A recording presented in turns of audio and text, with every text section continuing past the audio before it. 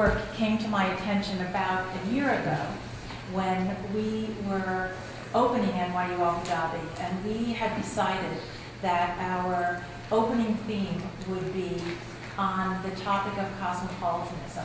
And you may remember that I wrote you at that point and asked if you would come, because it was your book, Rethinking Multiculturalism, Cultural Diversity and Political Theory, which was published by Harvard University Press in 2002, that struck me as saying, in that book you said some things that were really central to the value system of NYU Abu Dhabi. You were unable to be with us last year, but we organized a very interesting series, and our dean for the humanities, Cyrus Patel, who's happily with us tonight, played a very important role as we developed this theme of cosmopolitanism. And I hope I'll have the chance to tell you a little bit about that conversation that we developed. But what attracted me in this book in particular was the way in which you spoke about people from different backgrounds, different cultural, religious, social formations, how they could come together and not just operate in parallel, but really productively learn from one another without having to dilute their own identities. And this, forging a community of that sort, where people don't have to shed their identities and obtain some status of kind of universal identity, but rather being deeply rooted in a sense of identity, can talk to one another and foster a greater understanding of the other. This is very much what we are striving to accomplish at NYU Abu Dhabi. I'm making this point in part to introduce NYU Abu Dhabi to Baron Parekh. But what you need to know about him is that he has become one of the foremost thinkers in this area. He was trained as a political theorist, first in his native India, and then coming to England, where his PhD was granted from the London School of Economics. His subject was Bentham and the Theory of Equality, and since that first work, which was eventually published as a book on Bentham's political thought in 1973, he's written numerous books on Marx, a book on Gandhi's political philosophy, a book on the future of multi-ethnic Britain, and most recently this book, Talking Politics, was just published this year in 2011. And there's a passage from it that struck me as being quite relevant to setting up tonight's lecture, Tolerance in a Comparative Perspective, one in a series that we've run this year on the subject of tolerance. And in this,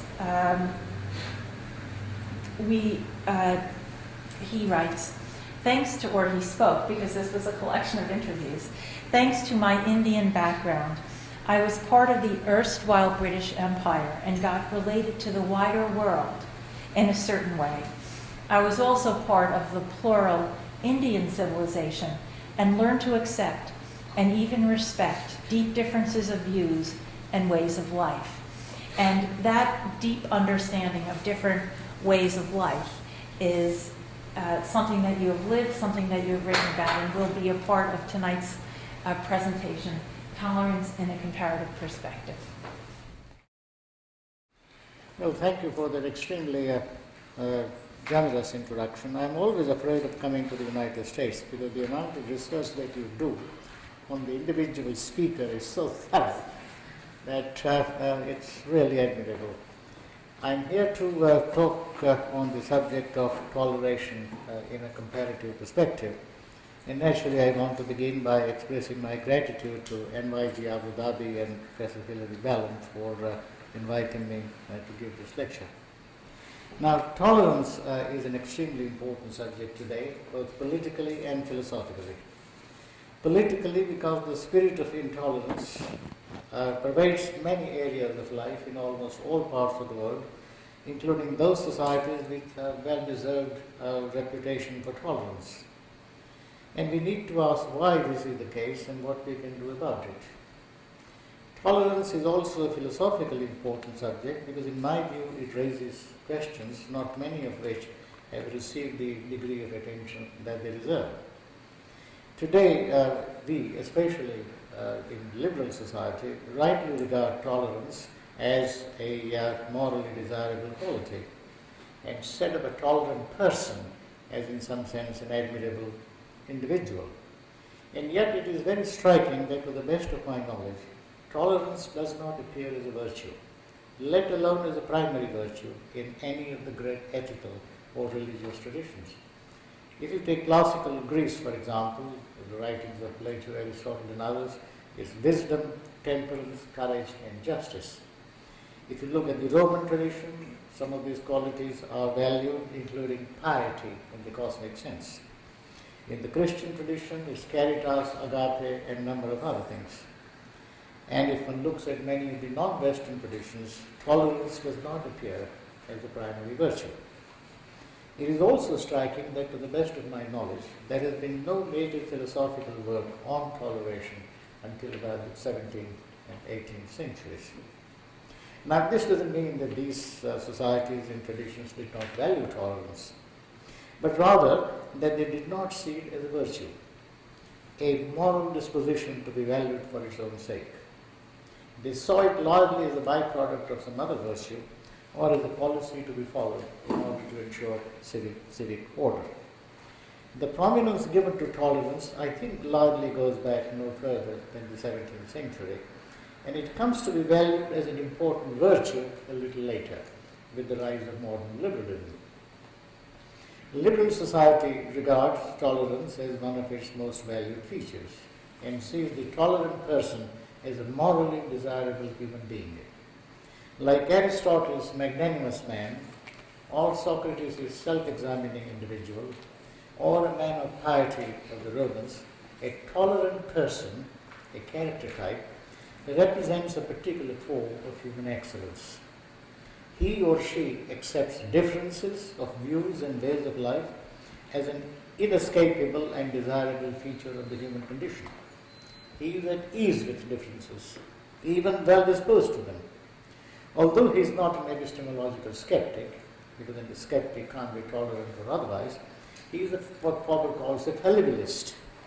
He is aware that his own deeply held beliefs do not represent the final truth and may be mistaken. And he recognizes that it is possible for well-meaning individuals, equally rational, to arrive at quite different views on the same subject. Now, how this attitude, a tolerant mind or a tolerant person as a character type, why this becomes important at a certain stage in European history is a large question which I think deserves fuller discussion than it has been offered. But this is not something I'm going to talk about. I'm simply saying the kinds of philosophical questions that tolerance raises. There are also other philosophical problems raised by the concept of tolerance. If, for example, we are in possession of the final truth, as some religions claim, why should we tolerate what we believe is patently mistaken or misguided? And this becomes very clear if one looks at a long and old dominant view of Catholic Christianity. There, for example, it is argued that Christianity represents the absolute truth, other religions are misguided and in need of conversion.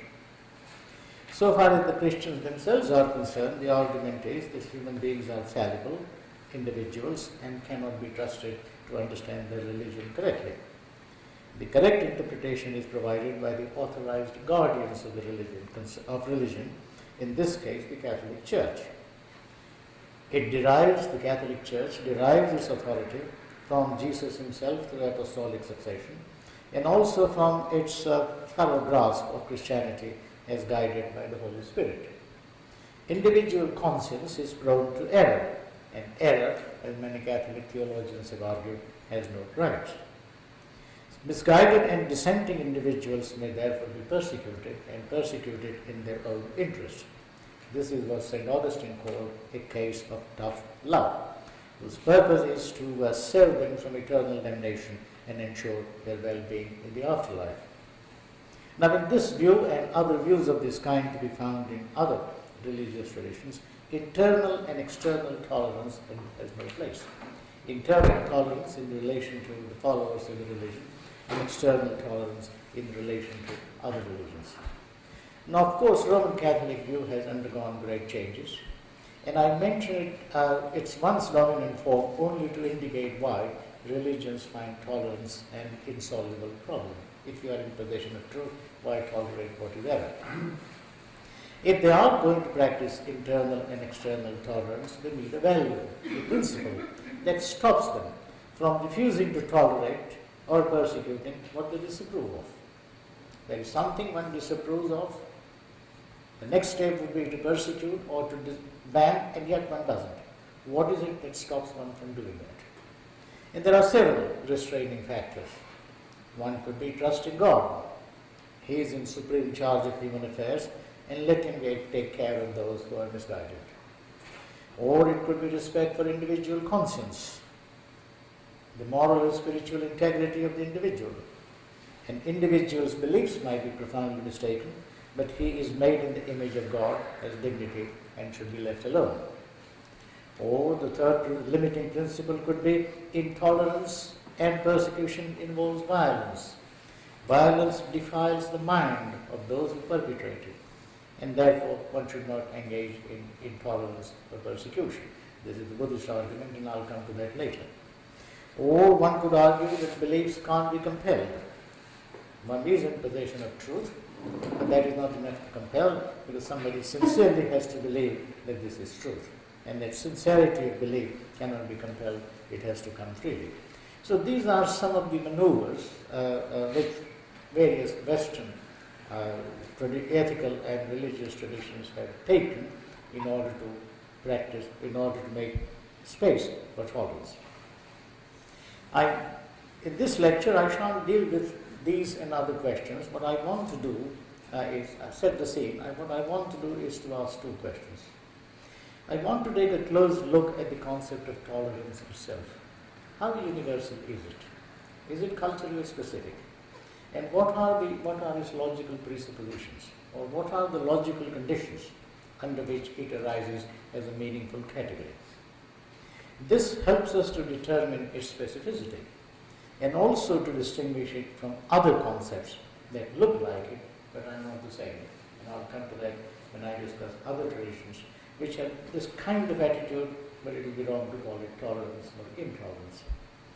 Secondly, I want to look at some non-Western traditions and explore how they raise and deal with the question of tolerance.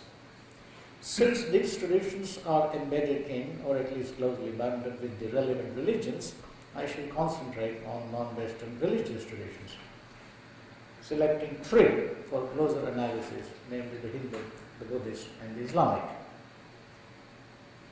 I want to take these two questions in the order in which I have stated them.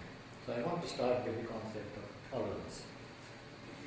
The concept of tolerance rests on four presuppositions, or involves four logical conditions to combine in order for the concept to make sense.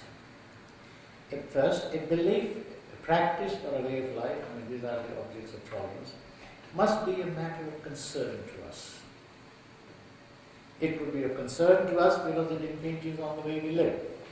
Or it could be a concern to us because we believe that all human beings are of concern to us and it matters to us how they live. If we held, for example, that our concern is limited to our own people, our own society, then what others believe and practice is none of our business. It simply doesn't engage our interest or attention. Secondly, belief or practice, it is not enough that it should engage our attention. When it engages our attention, we judge it.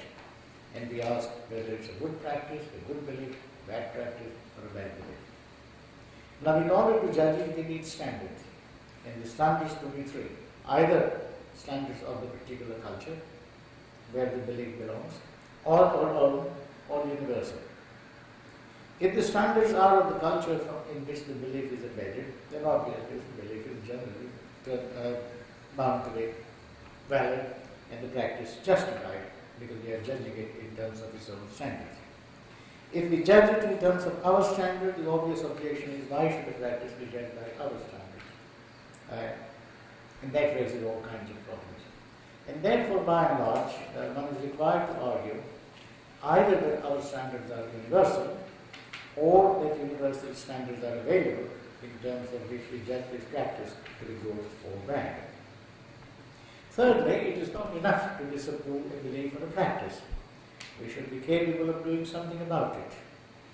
As an organized political community, we could ban it. As individuals, we could harass or ostracize the individuals involved.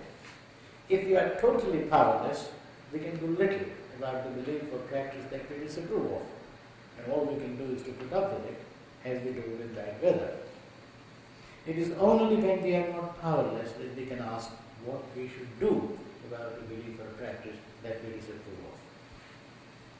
And fourthly, power, exploring this a little further, power is not entirely a matter of the sanctions at our disposal. It is also conditioned by the nature of the belief or practice over which it is meant to be exercised. If, for example, we believe that belief or a practice is such that it cannot be changed, then there is no point in asking the individual to change it. Take the religious belief. If we hold that it is a matter of choice, then we can use the power at our disposal to induce or coerce the individual into making a different choice. But if, for example, it is believed that a religious belief, as John Locke put it, is a matter of inner conviction, it is not a matter of choice. Or if one held that a particular belief is God's gift, that faith is not based on reason, because if it is, then it's not faith. It's a rational conclusion. That it is a gift, it's a matter of grace. Or if one believed that the religious belief must be arrived at without any kind of calculation of self-interest, then obviously we don't have any power over that belief or the practice with which it is associated. And this is precisely why almost all religions insist that there can be no compulsion in matters of religious belief. So I suggest that when these four conditions are met, the concept of toleration becomes relevant. A belief is a matter of concern to us. We judge it by certain standards and disapprove of it. It is within our power and the power of the toleratee to change it. Take situations where these conditions don't obtain. Take the first one. In some traditions, it is believed that how others outside our group or society live is none of our business. I am not my brother's keeper, and therefore his beliefs and practices are of no more concern to me. In such society, each group lives the way it wants to, and there is no question of anyone tolerating anyone else. Take the second condition.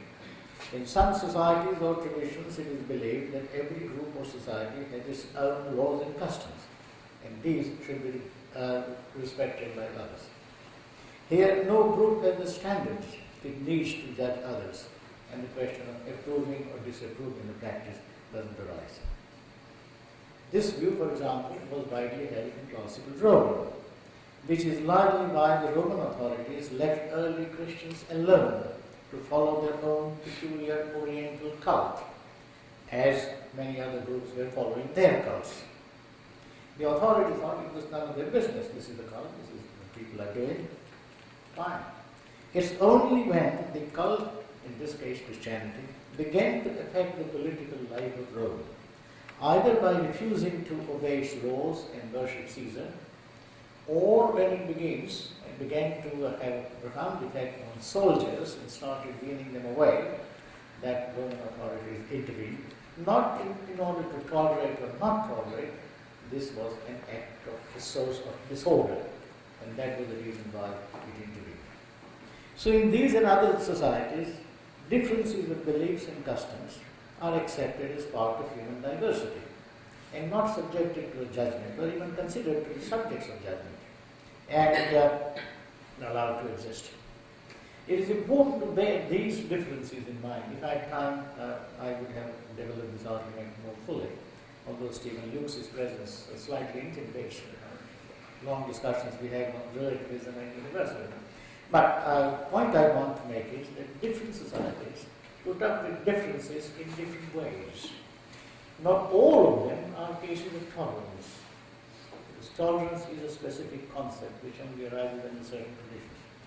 And therefore, the point of the whole exercise is to warn against subsuming all these differences and of approach to differences to the concept of tolerance. Tolerance basically involves making a conscious decision to allow a belief or practice to exist, to bear what we sometimes call as irritating moral burden. And that can only happen under the 4 conditions I mentioned earlier. The point I am making will become clearer as we turn to the second question and look at the 3 major non-Western traditions. In each case, I shall ask such questions as whether and how they define tolerance as I have defined it, and within what limits. Tolerance, as I said earlier, has 2 dimensions, namely internal and external. That is to say, in relation to the followers of a particular religious tradition, and also in relation to other religious traditions. And in case of these 3 traditions, I shall ask what their approach to internal and external tolerance is. Let me start with the Hindu tradition. Hindu religious tradition, or what is clumsily called Hinduism, the word that doesn't appear until about 1835, is extremely complex and multi-stranded. So when I talk about the Hindu, I need to be extremely careful. The term Hindu itself is not part of the way in which Hindus understand themselves. It is given by the outsiders. And it doesn't become common until 12th or 13th century, and the word Hinduism not until the 19th. The word Hindu itself imposes an artificial unity on a rather disparate set of beliefs, which I simply do not have the time to disentangle. So what I shall do is to simply talk about some of the dominant traditions within the Hindu thought and try to tease out their views on tolerance. Now the difficulty involved in talking about the Hindu became strikingly clear in a major debate between the Jesuit priests and the Hindu Pandits in the 1830s. India has a long tradition of public debate, and everyone who tries to reform has to defend his cause publicly in the presence of a large audience, and the debate can go on for days and weeks and sometimes months. So in this debate, which was organized by the Maharaja of Benares between the Jesuits and the Hindu Pandits, the debate went something like this. The Jesuits asked the Hindu Pandits, do you believe in one God or many? To which the Hindu Pandits replied, the question is blasphemous and logically incoherent. Why is the question blasphemous? Because it implies that God can't be both one and many, and is an attempt to reduce the God to the limited proportions of the human mind. So that's why it's blasphemous. Why is it incoherent? Because it presupposes that God is a person, a being. If one assumes, as Hindus do, that God is energy or power, then to ask whether God is one or many is like asking whether air is one or many.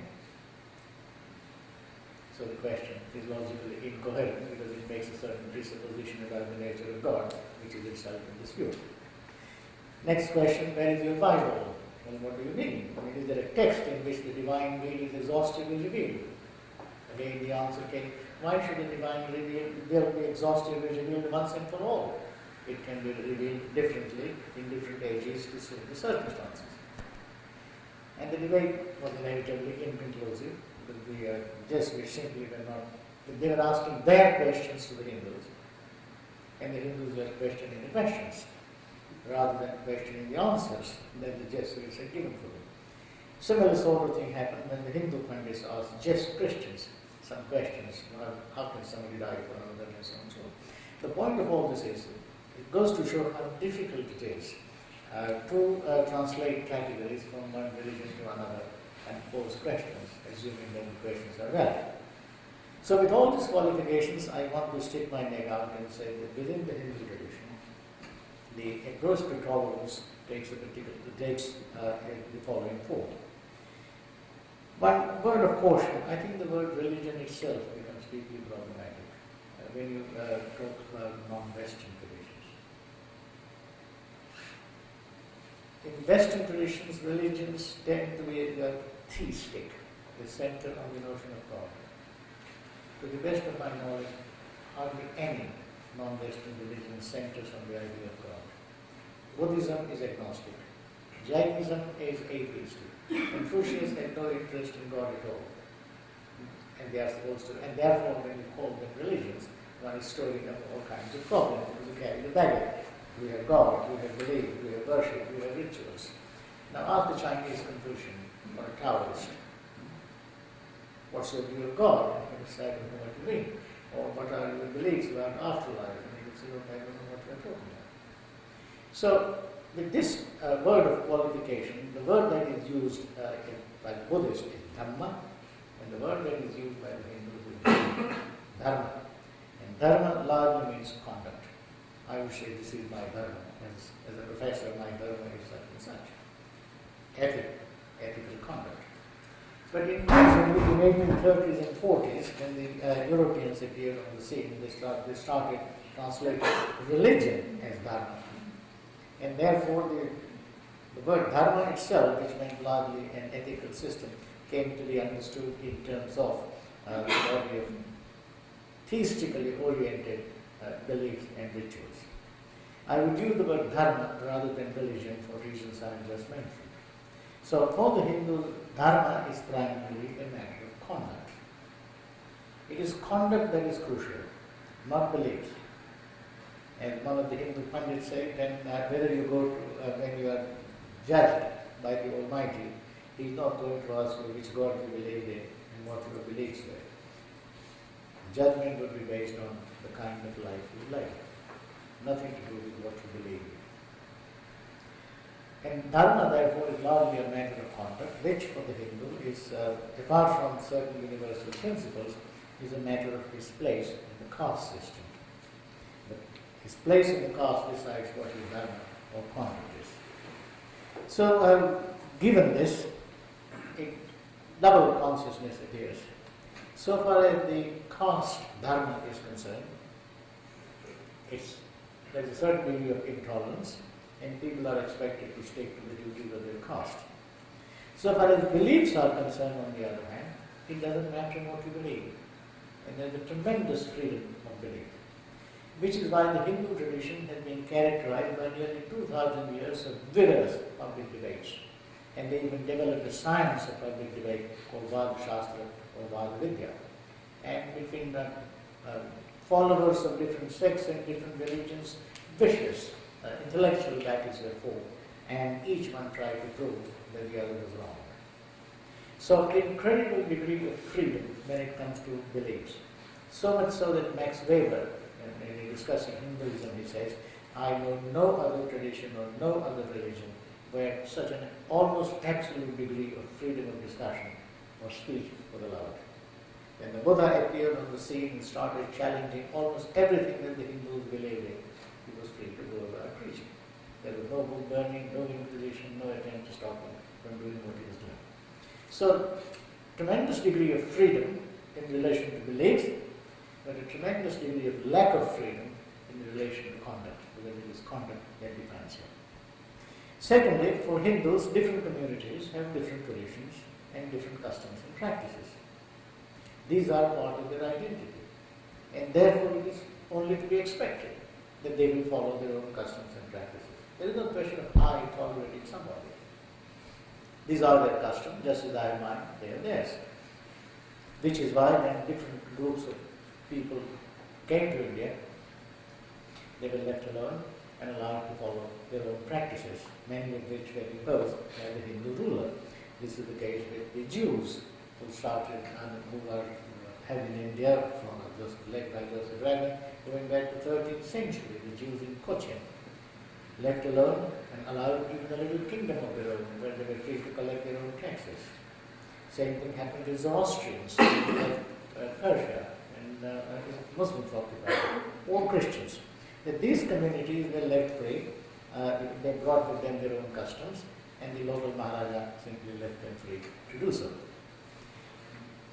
While folk Hinduism has operated at this level of Catholicity or plurality, philosophical Hinduism has a strong monistic tradition.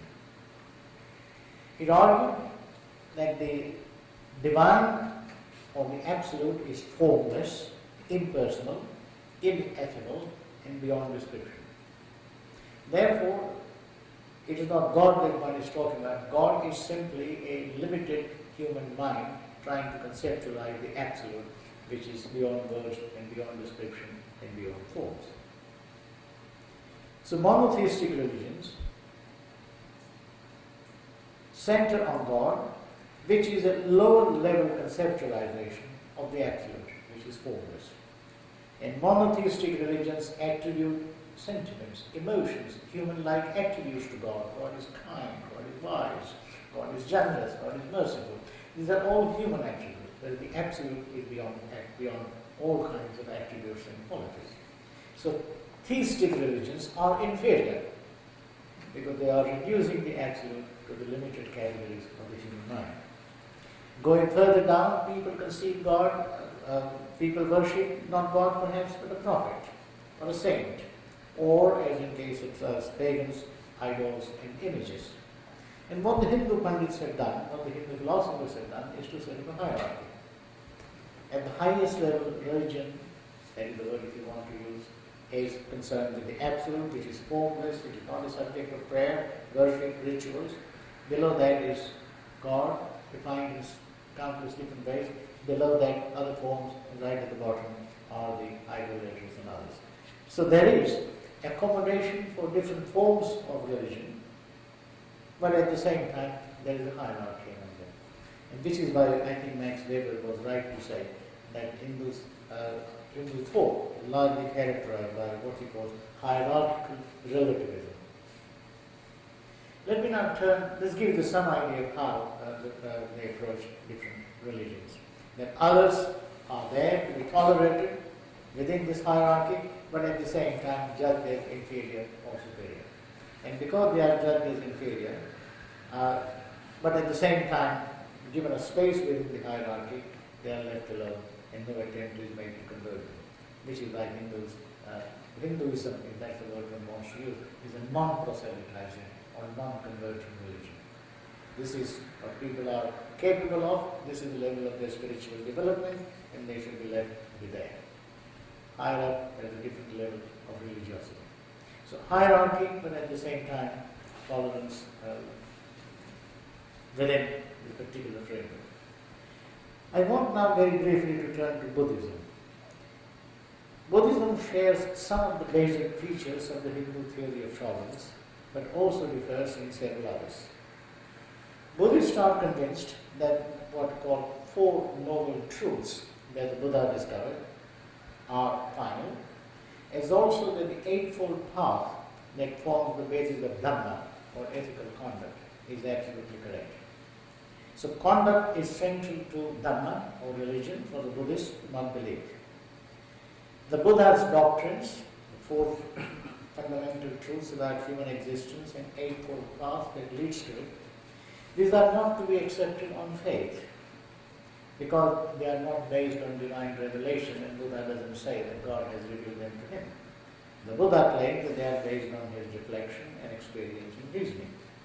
And therefore every Buddhist is expected to accept them or reject them depending on his own reflection and his own experience and reasoning. Therefore there is considerable amount of freedom, including freedom to dissent and disagree. Since there is no orthodoxy, there is no heresy either. As for other religions, Buddhists are in no doubt that these religions are mistaken in varying degrees. They center on God, a problematic notion for the Buddhist. They privilege beliefs and try to placate the deity by means of rituals and worship, all of which in the Buddhist view are misguided. But at the same time, the Buddhist attitude to one of them is of tolerance. And the question is, where does that tolerance come from? And there are two basic strategies.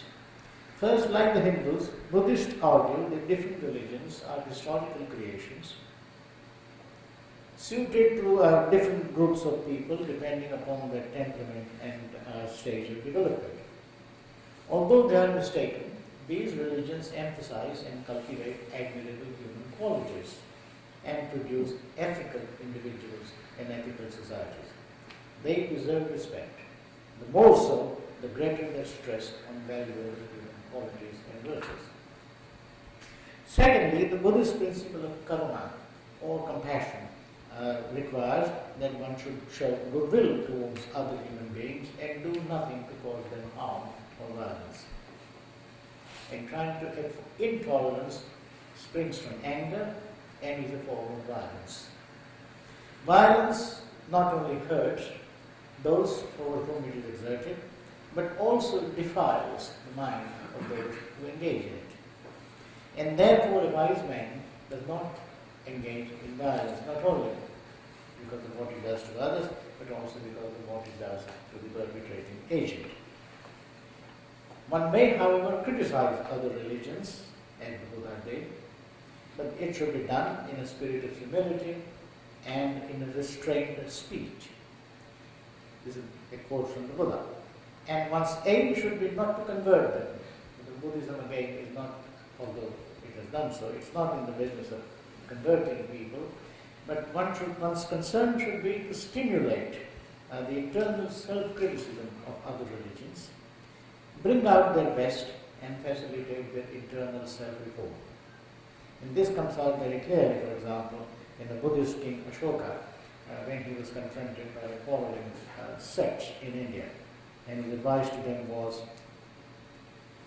converse with each other, learn what you find valuable in others, and this is the only way in which you can honor your own cult, your own sect, and the sects of others, and raise the level of all. I now want to turn to the last religious tradition. Do I have like 10 more minutes? Yeah. I don't want to go on too long. You're not going on too long. Turn to Islam. Now, Islam requires its followers to make a basic commitment to its 5 pillars.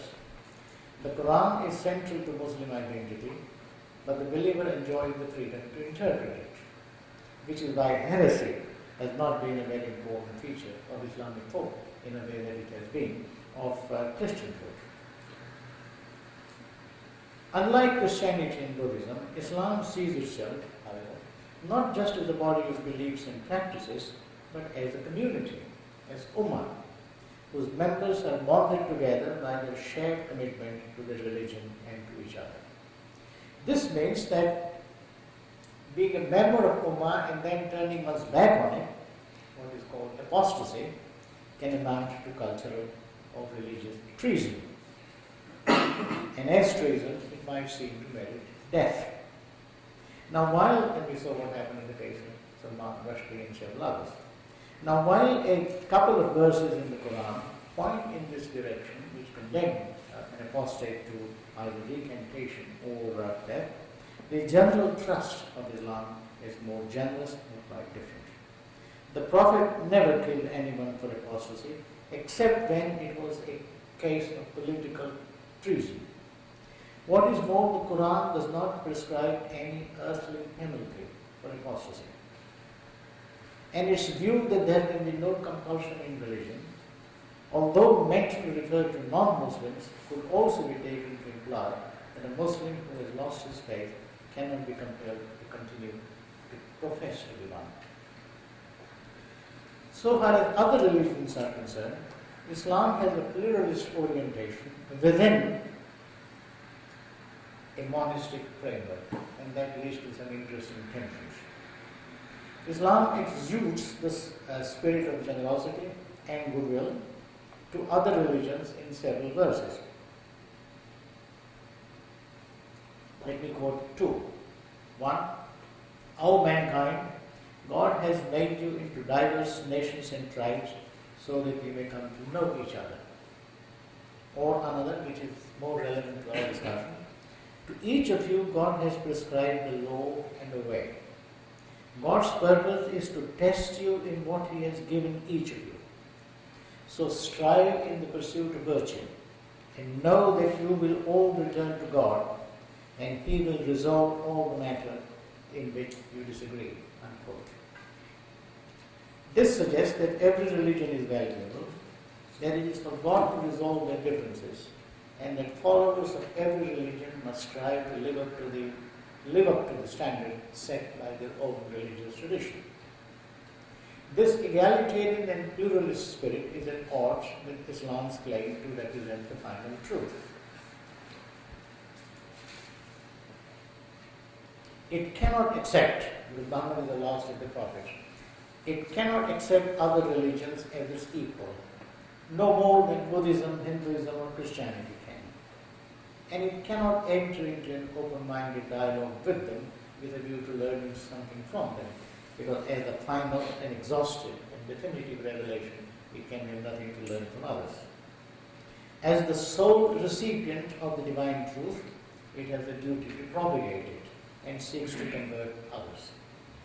Now, conversion or proselytization implies that it judges others by its standards, finds them inadequate, and would like them to embrace Islam.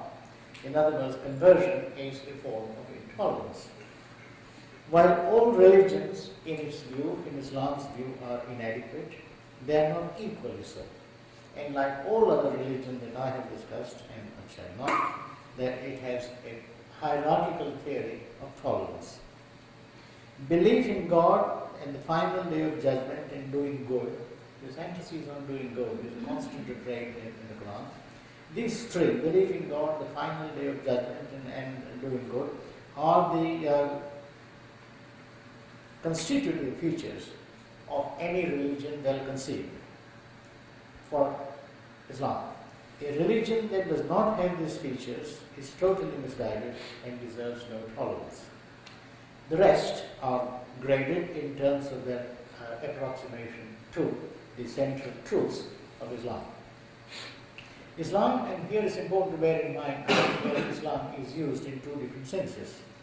Islam is to be understood at two levels.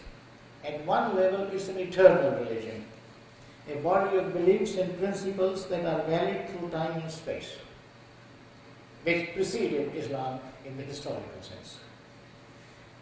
At another level, Islam refers to a particular historical religion, what we call Islam, as different from other religions. As the eternal religion, God had revealed it to the Jews and later to Christians.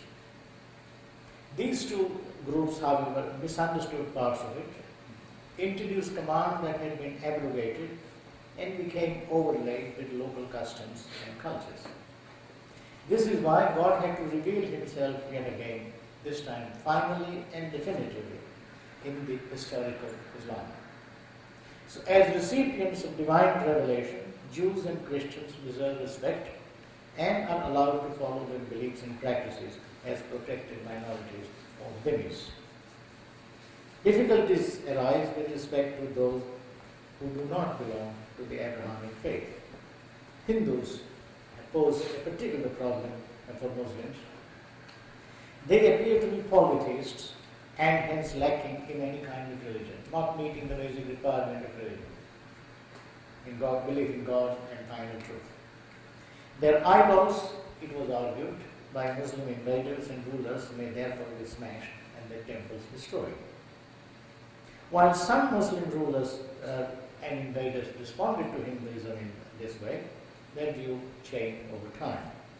As they settled down, both political expediency of ruling over people 10, 15 times more than you, as well as a greater understanding of what Hinduism was really about, threw up a very different attitude. Muslims in India came to realize that Hindus have their own scriptures, and therefore they are people of the book, defined more extensively than is the case. They believe in one God, and although the so-called idols and that the so-called idols are not idols but really images of that one God. Many Muslim theologians and rulers brought Hindus within the ambit of tolerance. And tolerance here not just as a matter of policy, but as a principled response based on moral considerations. Pagans in Africa presented an even more difficult question, and they too were dealt with in broadly the same way as the Hindus were. So let me now conclude, before you lose patience, conclude by making three general remarks. First, the three great religions that I have examined have resources for both tolerance and intolerance. This is also true of other religions which I have not looked at. No religion, therefore, can be described as tolerant or intolerant in the abstract, or without context and qualification. This means that every religious tradition is an ongoing conversation between those who stress its tolerant and those who stress its intolerant features, and the balance between these two strands determines the direction and character of that religion. Secondly, the way in which a religion is understood and interpreted depends only partly on the text of that religion. Because after all, the texts are general, sometimes contain contradictory statements, and are often ambiguous. They have to be interpreted. And how one reads a text, how one interprets it, depends on the assumptions, anxieties, and fears that one brings to one's reading of it. Every interpretation of the text is therefore conditioned by its context and political climate. Whether a religion is read tolerantly or intolerantly therefore depends at least partly on how outsiders shape the context and impinge on the world that the religion inhabits. If a religious community feels threatened, put upon, humiliated by outsiders, and fears for its survival and integrity, it is likely to turn inward, close ranks, stifle dissent, and shut the doors to a dialogue with others. In other words, outsiders are permanently partners and play as important a role as the believers themselves do in determining whether or not a religious community concerned fosters internal and external tolerance. And thirdly, since every religion claims to be in possession of truth, it has a disposition to the intolerant. However, since it also recognizes that belief in the truth cannot be compelled and must in some sense be a matter of conviction, and since it is also committed to other greatly human values, such as respect for life and dignity, every religion has a disposition to moderate its intolerance. As we saw earlier, every religion comes to terms with other religions by establishing some kind of hierarchy. I don't know any religion that doesn't. A full-blooded religious pluralism, which cannot be based on tolerance but only on mutual respect and even reverence, is only possible if religions came to accept that none of them has the monopoly of truth and that each of them grasps truth in fragments. This calls for a profound transformation in the self-understanding of every major religion, including those which are based on divine self-revelation. In other words, a religious community coming to recognize that although it may be in possession of truth, but if it is in possession of truth, it is not in exclusive possession of truth or final truth, and therefore must open up itself to others. Unless that kind of critical self-understanding takes place within a religious tradition, the kind of dialogue of full-blooded pluralism, which takes us beyond tolerance, is not possible. Some groups in every major religious tradition are beginning to move in this direction, and they are beginning to wonder how they can open up themselves to the truths and insights of other religions. As that movement gathers momentum, we enter a very different conceptual universe in which a new language would need to replace the language of tolerance. And in my view, and this is, I'm sticking my neck out here, but in my view, if one is looking for that kind of religious pluralism, which takes us beyond the patronizing language of tolerance, perhaps Mahatma Gandhi throws up some pointers in that direction, and we might be able to draw on him, although his view too raises all kinds of problems, but less than others. And briefly his argument is that all religions are so many distinct conceptualizations of the divine and represent different visions of human existence. Every religion has its characteristic excellence, but it also has its blind spots and limitations. Every religion therefore needs others in order to enrich and complement it. In other words, religions are not rivals, but partners in a shared spiritual quest. As we think it right that a student of music or literature should enjoy access to the music or literature of other societies and other traditions, Gandhi argues we equally should expect that a follower of each religion should have complete access to the resources of others. Jesus belongs to humankind and not just to the Christians, and is not the property of the Christians. And the Buddhist or a Hindu who studies his life and learns from his teachings does not cease to be a Buddhist or a Hindu. In other words, for Gandhi, a religious person has his home in his own spiritual tradition. But he is not imprisoned within it. He moves across religious boundaries with ease and without a sense of guilt, and carries a bit of many different religions within him. In such a view, tolerance has no meaning, and the hierarchy of tolerance to which all religions have resorted smacks what Gandhi calls spiritual arrogance or even blasphemy. Now this kind of critical self-transformation, self-understanding in each religion, and opening up yourself to a dialogue with others is a worthwhile project, a philosophically coherent project, but also rather ambitious. And I think in the meantime, it is best to find ways of strengthening every religion's resources for tolerance. Thank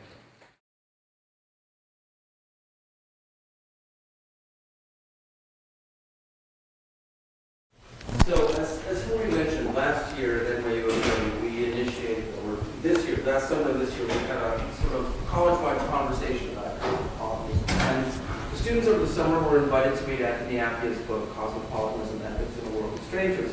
And they were very drawn to it. And we had a kind of online discussion about it. And one question was particularly, I think, interesting and goes to the heart of what you were talking about.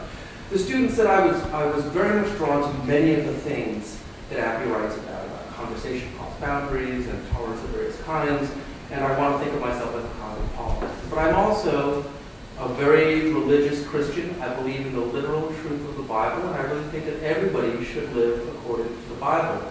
Does that make me, by definition, not a cosmopolitan? And I'm wondering what advice you would give to that student to help him think through that conundrum. No, the conundrum relates to being a cosmopolitan or otherwise. How do you translate it in terms of tolerance, which is my concern?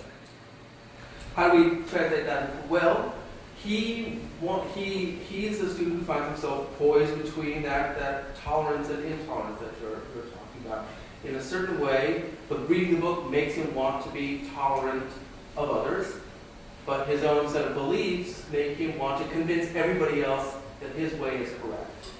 So I'm wondering how you can push him towards that sort of critical self-transformation or self-reflection when he really believes that it's his duty to convince everybody of the justice and the truth of his own religion, or at least his interpretation of Christianity's truth.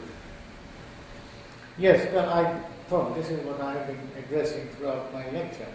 You have people, and take this evangelical Christian who believes literally in every word of the Bible, and he thinks this is the final truth. Now the question for him is, what do I do with those who don't believe in this? They go out and convert them. They give them the freedom to do so. But the question of tolerance arises because he is not prepared to accept that he doesn't persecute them. I mean, he might, but generally he doesn't persecute them.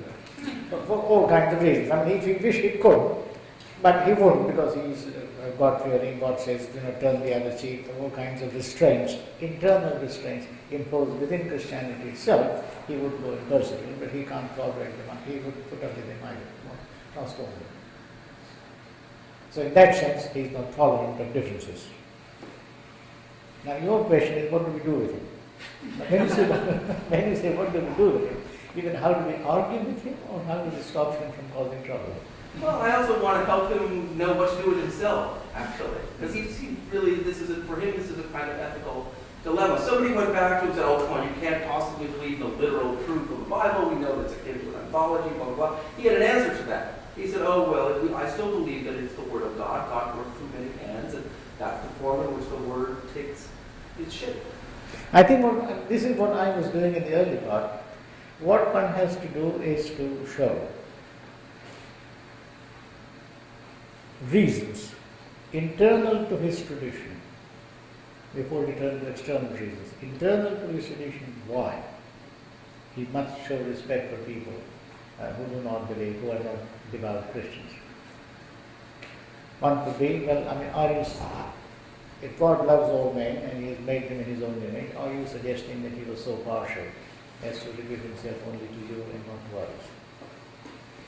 others? Human beings have dignity.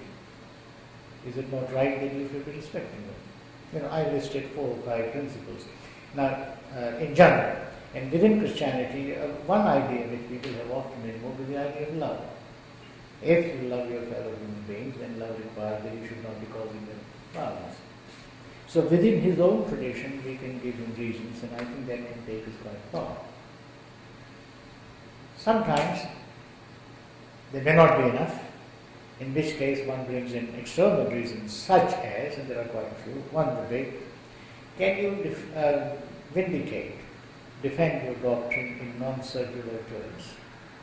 For any religious person, they will assume that there is God. Then we start by saying, well, how do we know that? Secondly, not only God, but a particular view of God, or the Father, who reveals Himself in this way. And one would say, can you defend that kind of position in a non-circular way? If you can't, that doesn't mean that you're wrong, it simply means that you can't foist it upon others. So I think we have both internal and external arguments in terms of which we can deal with this kind of argument. Stephen. I'll ask you a two-part question. So the first part's general and the second more specific. You said, and who could disagree, that religious texts are, and religious rituals and symbols are ambiguous and capable of alternative interpretations. And you said, and you covered 4 religions really, Christianity, Buddhism, Hinduism, Islam, very old, all of that. And you said that they all have the potential for being interpreted as intolerant or tolerant. So my general question is, do you think that's equally so? That's to say, do you think that the disposition to tolerance or intolerance is like equally open in all these 4 cases? Or do you think that one or another of these religions is more difficult to get to tolerance? And the most important part of this is a question about Islam. I was listening more carefully, and I think you said that this issue of not compelling belief, the belief can't be compelled. I think you said about Islam that was applied within Islam externally. And then you said, I think you said, and it could be applied internally, but isn't. I think you said something like that. That it has the potential for being applied internally, but this hasn't been realized, or something like that. So that in a way is an invitation to, I mean, I guess I'm implying that maybe Islam is a problem. Maybe Islam is the problem. Right. Well, let me take both these questions in their order. Both are very sharp questions. Disposition to tolerance or intolerance, I said, is there within each religion. Disposition to intolerance because you are in possession of the final truth, to tolerance because it requires belief and also other values moderated. And your question is, while it is true that all religions have these 2 dispositions, do they have them in equal degree? Or is it the case that in some religion, one disposition is more powerful than the other? And the answer is yes. I mean, Islam, for example, pretty intolerant now, in some cases, but in many societies throughout history. I mean, it is a good record of tolerance. So that would be my response to the first question. On the second question, partly I have answered by taking the example of Islam. You were saying, I think the bit that you seem to have in mind is when I was referring to apostasy. And I was saying that since Quran says there can be no compulsion in matters of religion, it is generally said in relation to non-Muslims whom we are trying to convert. I was saying that it could be extended to read to apply to Muslims themselves, such that if a Muslim loses his faith, he should be able to say openly, I'm no longer a Muslim. And I think your question is, can the argument be extended in that way? Right. Now, am I right because I don't want to answer my question. I think it can be extended in that way, although with some qualifications. I'm not an expert on the Quran, but this argument, if you were to say that there can be no compulsion in matters of religion, then it implies that if somebody loses his faith, after all, in order to convert someone, he must lose faith in his own religion. Otherwise, he is no longer available. Now, if that man is allowed to lose his faith and switch to another, why can't the same logic be applied to the Muslim himself, who, having acquired one set of belief, comes to the conclusion that he was mistaken? That's the argument I'm making. In practice, of course, apostates have been, again, Stephen, apostates in the history of Islam have been dealt with very differently at different times. In the earlier era, it was quite common for people to say, look, I lost my faith. And the argument was very, if you do so quietly, just as you can be a lapsed Catholic, you can be a lapsed Muslim, and you do it quietly, it's all right. But if you shout about it and start becoming deeply and openly critical of Islam, then that's declaring a war, and that's not allowed. In other words, passive apostasy, quiet apostasy, as opposed to a more aggressive form of apostasy. And I think that was the argument made by some Iranian theologians in relation to the fatwa on Rushdie. When Rushdie said, but look, I was never raised as a Muslim. There you go. He was making a different kind of argument. Not just that he was free to reject the religion in which he was born, but that religion had never been a part of his identity. He grew up in a Muslim household, but never felt a strong Muslim. And there the argument was, well, look, if you lose faith, it happens to a lot of people. There have been Muslim atheists in history, and they were left alone. So the argument is, if you do it quietly, then you look. But if you try to be aggressive, then I think apostasy becomes much more unacceptable. Yes, please.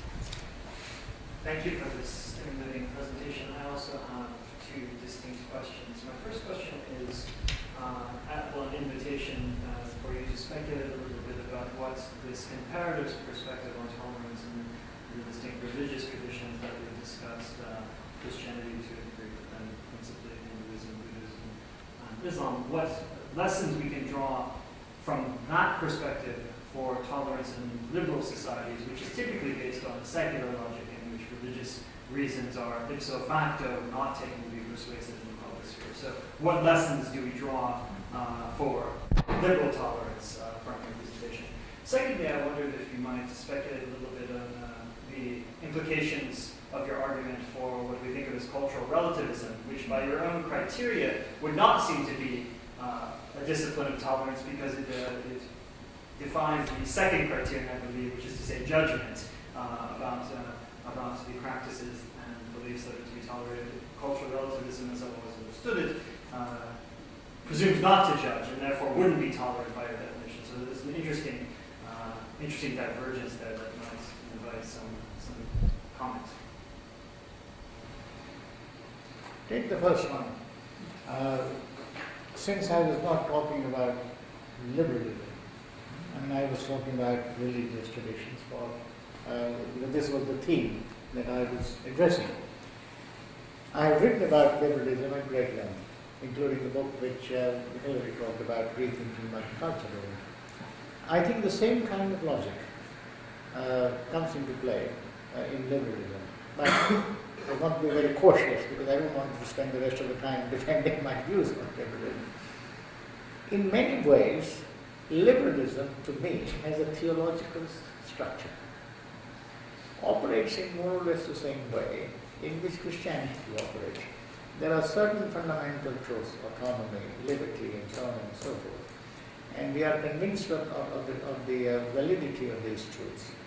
And there is a blighted world of reactionaries and obscurantists and so on in the rest of the world, or in our own, and we need to go about transforming them. There's a certain kind of religious zeal. These liberals went about creating empires, educating the lower classes in their own society. And if I think of my own, in Britain, where I have lived most of my life, the way in which the Victorian Christians went about raising the lower orders and civilizing them. In fact, the word of civilizing people was used not just with reference to colonial natives, but also with reference to people within their own country. And the two civilizing missions were going on concurrently. So in that sense, liberalism to me is open more or less to the same kind of objections as any full-blooded religious tradition would be. My first question would be, first to argue within, in terms of internal reasons, for liberals to talk about autonomy and liberty and so on, and one would say, what is the philosophical basis of these truths? What leads you to believe that autonomy is a value, is a central value? What do you mean by it? And if it is a value, why do you push in a certain direction? Which is why I think if one looks at Locke, for example, who is no less a liberal, or at least was a liberal, just as John Stuart Mill, for Mill, religion is a matter of choice. For Locke, it's not. It's a matter of inner conviction. And if it is a matter of inner conviction, it's not open to me to give it up. I have arrived at it through a long process, I'm convinced, and therefore it is tied up with my integrity. So again, in talking about liberalism, one needs to be careful that the modern secular kind of liberalism that you find in John Stuart Mill is only one strand within it, and it creates kinds of problems that a religious tradition would. Your next question about cultural relativism. I need to go very cautiously on cultural relativism, because it's sometimes argued that a relativist finds it easier to tolerate differences, just as I have my very yours. I don't think it works. I mean, Stephen has shown this in his last book on relativism. It doesn't quite work like that. And this is also part, just as relativist is not necessarily a good defender of tolerance, nor is a skeptic, and this is the point I made earlier, that in order to be able to judge, you must be convinced that you have certain standards and these standards are correct. If you are a thoroughly skeptic, you can't tolerate or not tolerate, because you can't be sure of your standards. In order to tolerate or not tolerate, it's not, the question is not of being skeptical, the question of being fallibilist. In other words, I have convictions, I am reasonably sure that they are right, therefore I judge, but I am open to the possibility that I could be mistaken. Not that I don't know what the truth is, I am pretty convinced it is, but there's a little bit of an open mind, and if you can show me that I am mistaken, I'll take a slightly different view. So there is a difference between skepticism and fallibilism. And to me, fallibilism, what is the word which I borrowed from Popper, is crucial in some form to tolerance, whereas skepticism is not.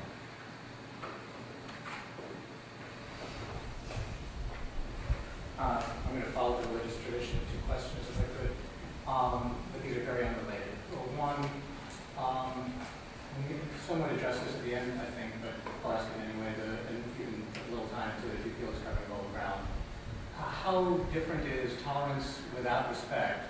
How different is tolerance? Without respect, a tolerance that advocates an acceptance for freedom of individuals, but simultaneously refers to them as inferior. How different an outcome is that to intolerance in the long run, given what either the religion or the leader should know is the psychology of believers at various levels in times that become unsettling and difficult. How may that not be that different from intolerance? One. The second question, very different.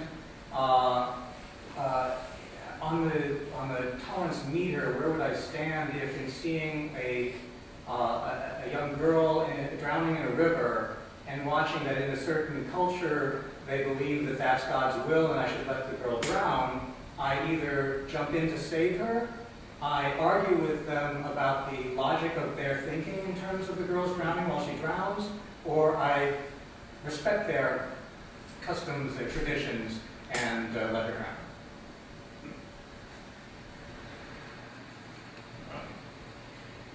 Okay, there are two questions here. Just give the first if you want. Sorry? You don't have to put too much in the first. This is something you feel you've covered already. No, I think both are important and raise some important issues. Take the first one. What is the difference between respect and tolerance? Are they the same thing? Now, I have, at least to my satisfaction, unless you prove that I am totally mistaken, I would want to frame it in the following way. If I see a belief or a practice which is different from mine, I can respond to it in various ways. I can say, how wonderful. Never thought of it. I must follow that practice. In other words, I admire it. Or I might say, well, it's different from mine. I can see it. Nothing particularly exciting, but nothing particularly horrible about it either. I respect it. I respect it. There is another. Next stage could be, no, I don't think I can bring myself to respecting this sort of rubbish. But at the same time, I don't want to go about banning it. It's not so abominable that I must ban it. It's bearable. And it's interesting that we use the word tolerate in that way. I can't tolerate and devour it. Now the word tolerate here is not entirely inappropriate. It's a way of saying I simply wouldn't be able to accommodate it or live with it. Toleration, I think, historically has appeared in the context of something which irritates one. It's a burden. But rather than putting an end to it, there is enough in it or in you to want to put up with it. So this putting up with, this is why I use the word, this irritating presence of something which you disapprove of, and you decide to live with it for all kinds of reasons. Either because it is not so abominable that it must be banned at all cost, or because even if it is abominable, you think that banning it would cause such havoc, or would reduce you in such a way. This is the Buddhist argument, the Socratic argument, that when you are judging an action, you are not judging simply in terms of its consequences for others, which is when people talk about consequentialism in philosophy, they are always thinking of consequences for others. For Socrates and for the Buddha and others, what are his consequences for me? What does it do to me? When I engage in the practice of banning someone, what am I doing? I'm getting angry, I'm full of hatred, I'm full of spirit of violence. And that's not what I should do. So although I might find the practice abominable, I might not ban it for these kinds of reasons. So this will be my response to your first question. The distinction between respect and tolerance will depend on what I think of the practice. Ranging from abominable and must be banned to admirable, and not just me but everyone else will follow. Tolerance follows down the bottom end of the hierarchy. Your next question was about this girl drowning, and people say, well, if she drowns, what should I do? Now, I'm always afraid of this abstract examples because one doesn't look at the context in which it is happening. I mean, are you suggesting that there is a practice in a particular community where girls should be drowned? Like the Greek practice. Female children were exposed to the mountains and then... Well, let's say it's a Christian scientist who doesn't believe in medicine being given to someone Yes. who's at risk of death, and yet you you have the medicine at the wedding. And your question is, should be And do I followed. respect their desire to let the person heal? God will heal the person. Yeah. Do I argue with them as they're dying, and let's say they're at a point where the remedy needs to be given relatively quickly, such that our discussion may not end even if they agree that they had an internal logic that was faulty. It's too late because the child has died. Or do I just disrespect their customs and their the tolerance I should have for them, if tolerance is even the right word here, and intervene because of a principle that I believe is just the biblical life that has to be saved? No, my answer would be in terms of the framework I have given. It's not just a question of drowning. I mean, abortion is a big question in this country, not so much in Europe, because it's handled differently. Certain practices, euthanasia, mercy, all sorts of things. Now, the question is, when certain practices are prevailing in our society, what should we do? It's a question of our judgment. Are these admirable practices, in which case we encourage? Are they respectable practices, in which case we respond differently? Are they tolerable practices? So the question would be, how do we respond to a practice in which somebody would say a child who is dying should not be given blood transfusion? Now, I mean, I know what my own view would be, which is very complex, which is, I think parents are not masters of children and therefore cannot decide what a child's destiny should be. At the same time, the state is in no position to do it either. The child is not a property of the state either. And what one has to do is to find a way in which you can accommodate parents' wishes without it becoming a general policy. But, I mean, that's a large question. When you said the real world, you didn't want abstract. In the real world, the ability to respect that may not be possible if one wants to deal with the case at hand, because by the time it's been adjudicated, there's no party to save anymore. Even if the end, the agreement was we should have given the child medicine or transfusion or whatever. Yeah. Well, I mean, there are several answers possible. I don't want to plug a particular answer. One would be to say we take a decision that so far as minors are concerned, that the decisions concerned, and when decisions involving life and death are concerned, that it's a matter of public policy. It's not for parents to decide what to do or not. I mean, that would be my line. But that would require a elaborate discussion.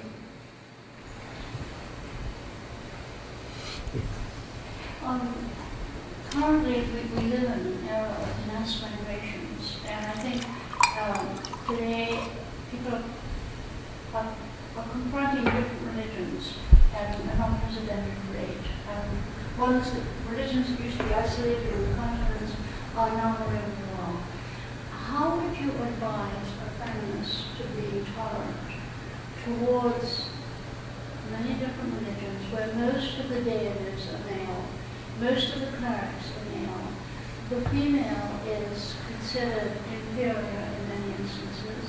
You have practices such as genital mutilation, child brides, sati, I could go on. How can a feminist be tolerant of these practices and philosophies that condemn a woman to be inferior? It's a very large question. And you cover such a vast canvas, starting with religious clergy. I mean, we are having that big debate in Britain.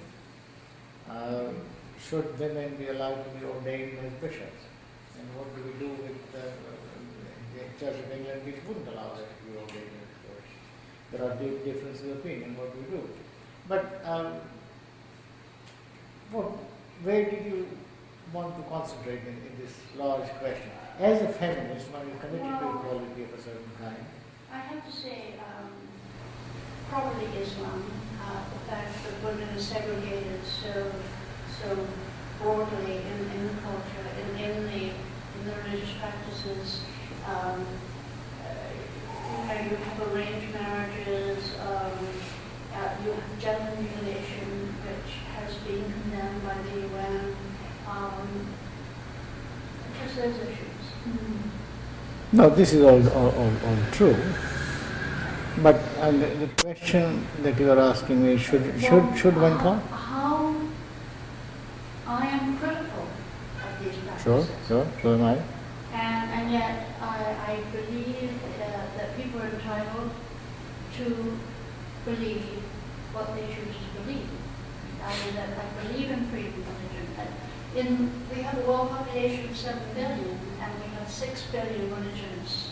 So obviously people need to have some sort of philosophy with which to navigate life. But one that categorizes my sex as inferior, how can I tolerate that? I mean, you're advocating, obviously these 6 billion religions have to live together in the world. And yet when there are such divergent practices, and ones which are so discriminatory against women in many instances, how do you go about being tolerant? How do you go about being tolerant? There are 2 questions here. Let me try. Let me try. Should we tolerate or should we not? That's question number 1. And if we don't, what should we do?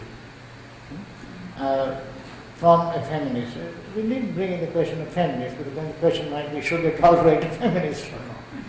Let's say that there is somebody. I expected that response. No, let's think that we are in terms of a principle, rather than an ideal character called a feminist. Commitment to gender equality. Is it valid principle? Is it not? Okay.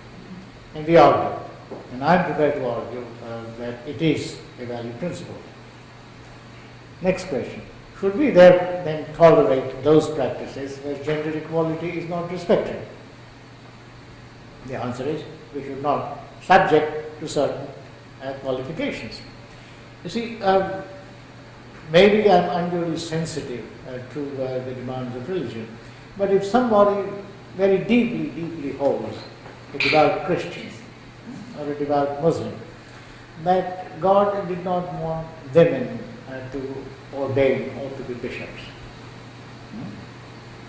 You say, this is my reading of the Bible.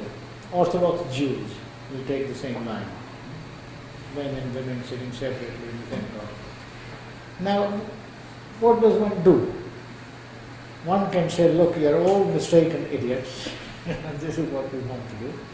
Now, they may be mistaken, but at the same time, one recognizes that that this is their deeply held belief, this matters a great deal to them.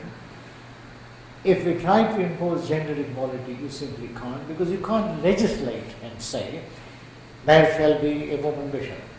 It's not a matter of legislation, because this raises questions about the scope of the law. What can fall under the ambit of the law? Which is why I don't know any country, not even the communists would say, we lay down how that men and women shall not sit separately in a synagogue or a mosque. These are practices of the community. What one has to do is to encourage reform within those communities such that certain changes of the kind that one would like to see take place. Law is too crude an instrument to do that. So while committing myself to principle of gender equality, I would want to realize it, translate it differently in different areas. So a pragmatic approach. No, it's not pragmatic in the sense of looking at consequences, rather in terms of principle itself. It's a principle. I respect religion and religious people to live by their sincerely held belief. I also insist on the principle of equality. Now these 2 principles, to both of which I am committed, may come into conflict. How do I resolve this? And the resolution is not just a matter of expediency, it's a principled resolution. Now, if there was time, I saw Hillary wanting to bring the meeting to an end. But this has been the central debate in Britain, in the House of Lords as well as the House of Commons. one of the biggest issues is this. Gender equality, yes. Now, not just gender equality, but equality between men and women. Does it mean that gay partnership should be given the same legal status as heterosexual marriages? Should the gays be allowed to adopt children in a way that heterosexual couples can do? Now the law, we discussed it for days and days and said, yes, they should all be treated equally.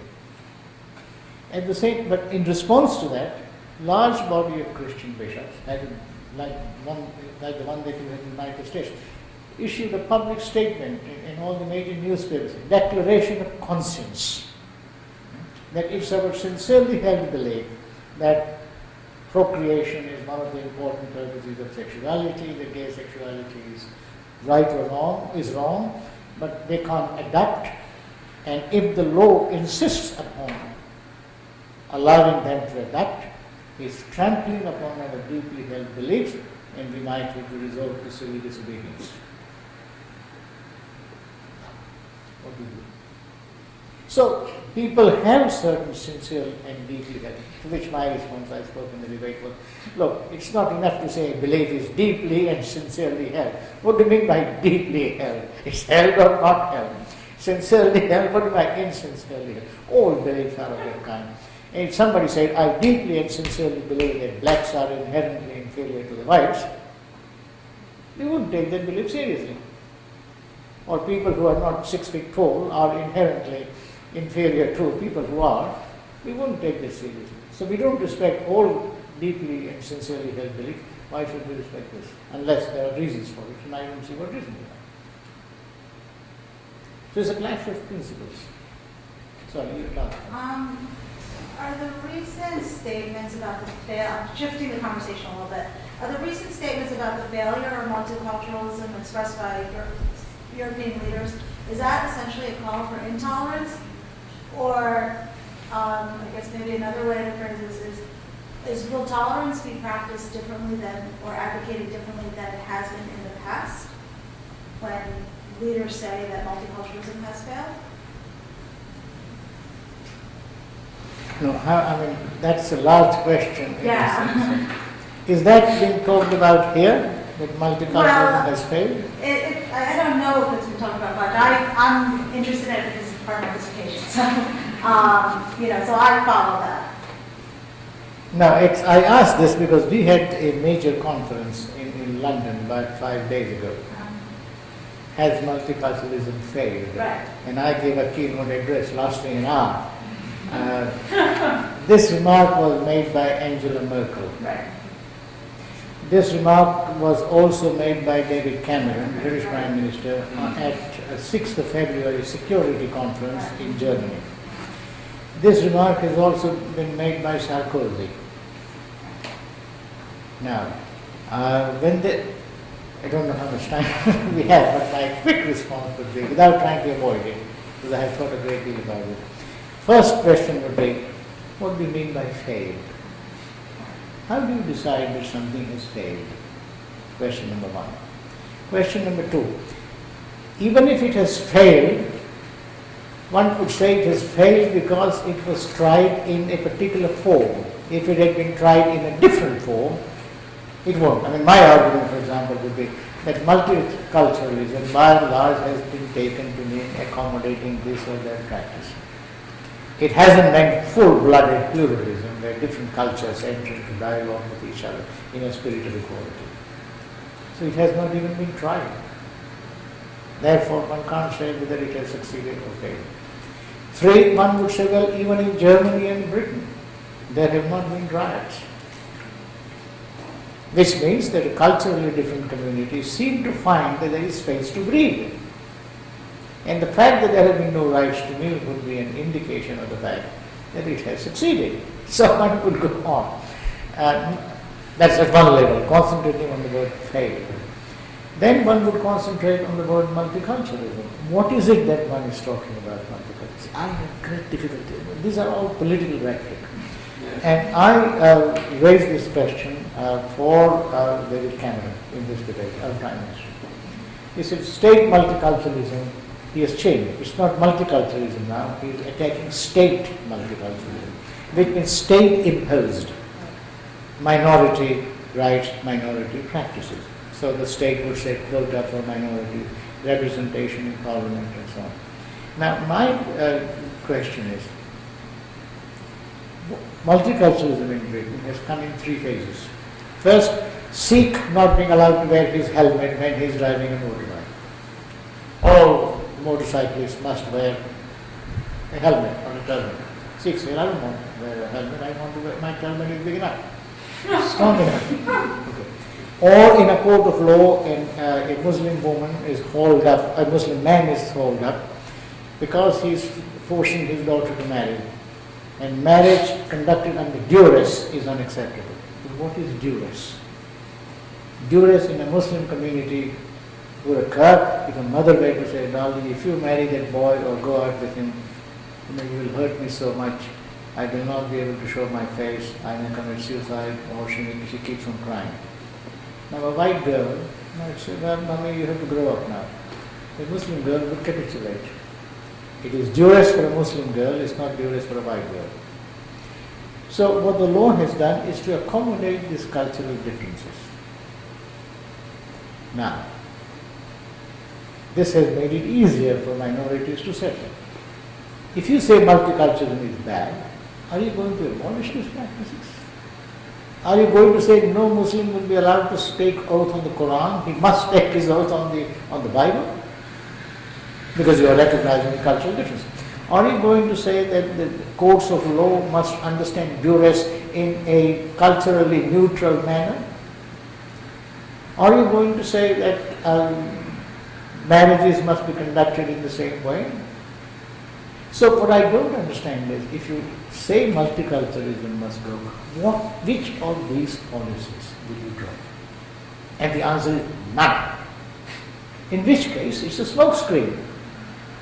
You will continue to recognize cultural differences. Would you publicly fund a minority art festival, or would you not? Oh, we would. It's good. Minority art should be encouraged. But there's multiculturalism. So my question is, it's absolute bogus. At one level, it's simply a way of reassuring people. Look, they are being tough. And at a deeper level, what is happening is that multiculturalism in many European countries, I don't know the United States well, multiculturalism is a coded word for Muslims. So instead of saying we have been pampering Muslims, we have been giving them too much liberty or too much space, you say multiculturalism has failed. So you don't appear racist or against a particular religion. Or as David Cameron says in that speech, Islam is a great religion, very tolerant. It's only the extremist interpretation of it. And immediately the question is, the extremist interpretation, if it is so common, so widely supported, then there must be something wrong with the religion itself and not just interpretation. So I shouldn't take politicians too seriously, and we as academics must be very careful that politicians engage in rhetoric, and our job is constantly to puncture that rhetoric and show from time to time that what they are saying doesn't make sense.